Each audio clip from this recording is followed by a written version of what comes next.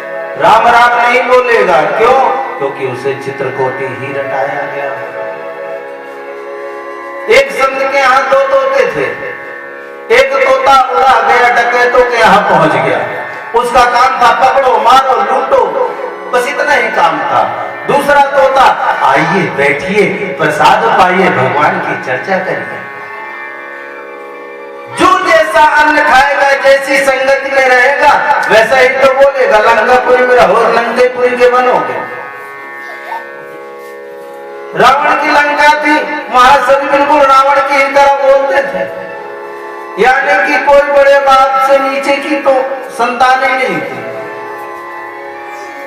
अरे कोई ना कोई तो विभीषण की तरह बन जाते ताकि रघुनाथ जी अपनी चरणों में जगह ले लेते उसे।